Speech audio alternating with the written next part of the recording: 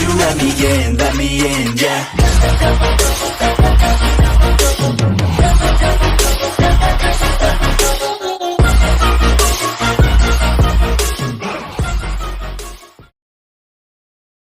Goku और Vegeta अब एक स्ट्रेंज ट्रांसफॉर्मेशन को यूज़ करते हैं जो कि काफ़ी ज़्यादा पावरफुल था। तो अब वो लोग ग्रैंड पिस्ट को मारने के लिए एक पावरफुल अटैक लॉन्च कर देता है। तभी वहाँ पर बुढ़िया आ जाता है और ग्रैंड पिस्ट को लेकर वहाँ से चले जाते हैं। गोकू और वेजिटा फाइट करते करते टायर्ड हो गया था, तो अब वो लोग ज़मीन पर लेटे रहते हैं। सभी लोग ये सब कुछ देखकर काफ़ी ज़्यादा शॉक हो जाता है। पिकोलो अब कहने लगता है, हे गोकू, यहाँ पर असल में हो क्या रहा है? गोहान भी कहते हैं, फादर क्या आप ठीक हो? मिस्टर वेजिटा क्या आप भी ठीक हो?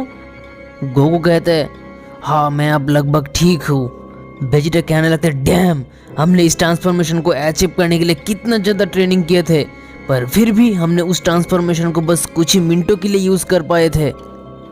हाँ, ज़्यादा देर के लिए तो नहीं, पर हम जब इस ट्रांसफॉर्मेशन को अचीव किए थे तब हम और भी कम समय के लिए यूज़ कर पाए थे। पिकोलो अब कहते हैं, बताओ तुम लोग उस टाइम चेम्बर में क्या किए थे? गोकू अब कहते हैं, हम उस टाइम चेम्बर में काफ़ी टाइम के लिए थे। वेजिटा अब कहते हैं, हाँ हमने उस टाइम चेम्बर में कई मिलियंस ऑफ ईयर से लॉक्ड थे। वेजिटा की यह बातें सुनकर गोहान और पिकोलो काफ़ी ज़्यादा सरप्राइज हो जाता है। पिकोलो अब कहने लगता है, ये तो इम्पॉसिबल है कि तुम लोग उस टाइम चेम्बर में मिलियंस ऑफ ईयर से थे, तब तो तुम लोग ऑलरेडी मर चुके होते।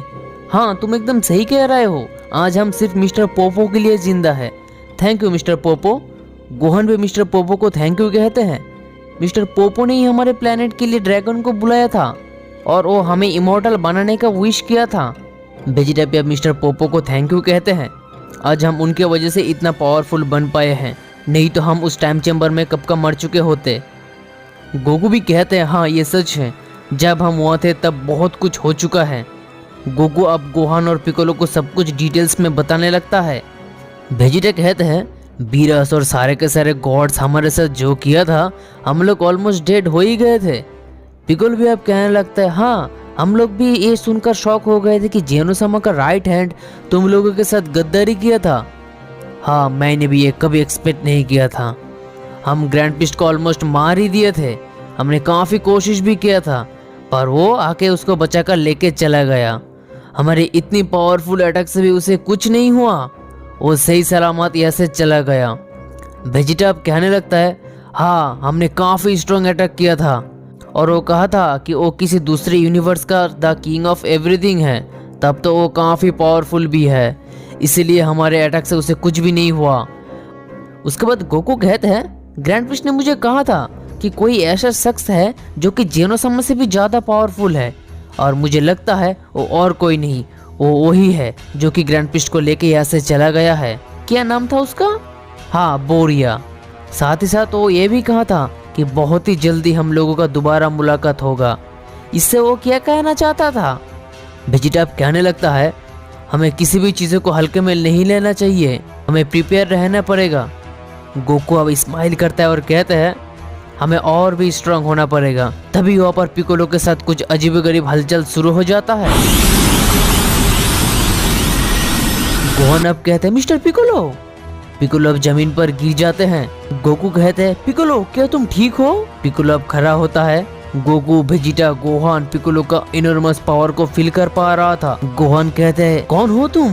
तो अब ड्रैगन कहते हैं, मैं एक लौता शख्स हूँ जो कि इन सब का गवाह हूँ, मुझे सब कुछ पता है, मैं हूँ dragon of the super spheres. ये सब कुछ सुनकर गोकू के साथ साथ सभी लोग काफी ज्यादा शॉक हो जाता है। वेजिटा अब कहते हैं, आखिर तुम पिकोलो के बॉडी पर क्या कर रहे हो?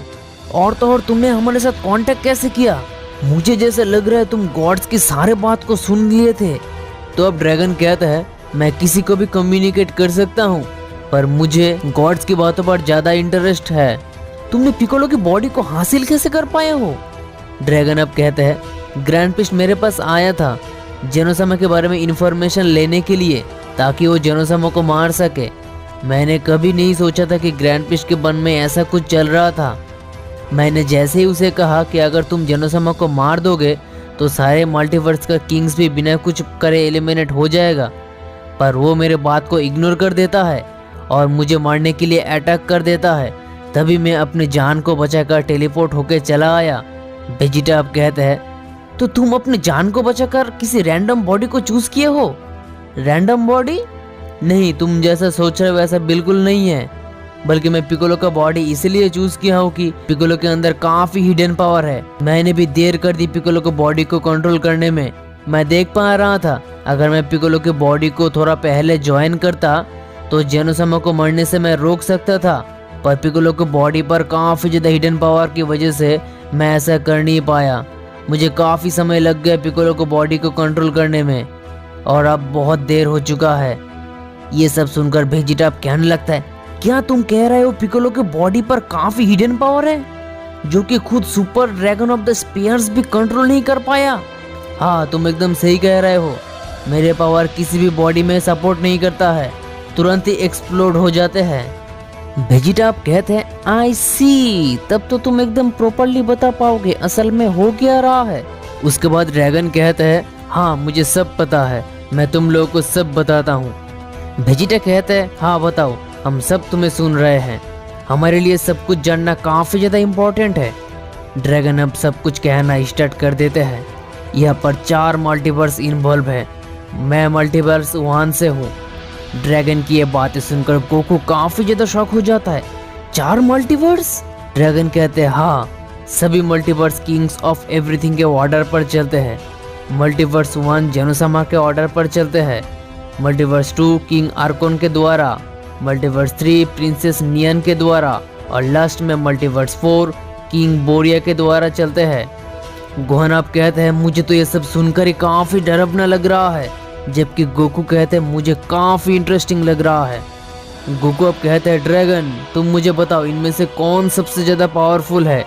ड्रैगन कहते हैं, सबके सब काफी ज्यादा पावरफुल है, पर मल्टीवर्स 2 और 4 के किंग ज्यादा पावरफुल है। उन लोगों के पास ऑलरेडी फाइट के बारे में काफ़ी नॉलेज है।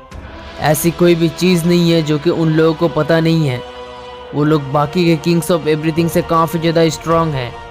उसके बाद हम देखते हैं कि वेजिटा कहते हैं, ग्रैंड विश जेनोसामा को मार दिया और उनके पावर को चोरी कर लिया था, और किंग बोरिया के उन्हें लेकर चला गया है।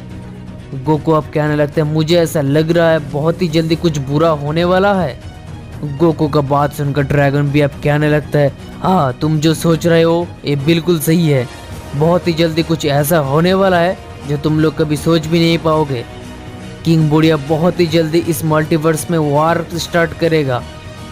गोहन अब कहते, वार? आखिर तुम क्या कहना चाहते हो? ड्रैगन अब कहते हैं, पहले भी किंग बोरिया सारे मल्टीवर्स के साथ युद्ध किया है, और ये भी इसी का ही एक पार्ट है, और ठीक इसी वजह से मल्टीवर्स में यूनिवर्स 6 को इरेज हो चुका है। वेजिटा भी अब कहने लगता है, मुझे जितना याद है उसने मुझे कहा था कि उस यूनिवर्स 6 को जेनोसामा ने इरेज किया था। हाँ, ये तो सच है कि जेनोसामा के पास उस एबिलिटी है, वो किसी भी यूनिवर्स को इरेज कर सकता है, पर वो यूनिवर्स 6 को इरेज किया है ये जरासर झूठ है। ये सब कुछ बोरिया की वजह से हुआ है, और वो अब फिर से सारे यूनिवर्स को डिस्ट्रॉय करने के लिए जल्दी आ रहा है।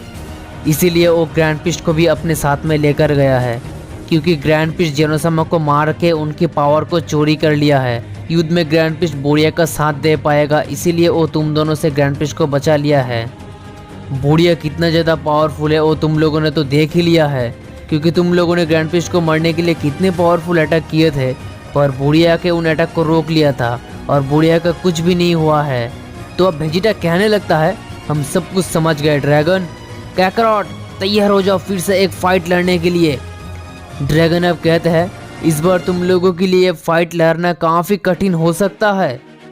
ड्रैगन की ये बातें सुनकर गोकू अब कहने लगता है, हम किसी से भी नहीं डरते, ज़रूरत पड़े तो हम फिर से ट्रेनिंग करेंगे, पर हमारे यूनिवर्स को नुकसान पहुंचाने नहीं दे सकते। हाँ, चाहे जो भी हो जाए, हमें ये फाइट जीतना ही होगा कैकरॉट।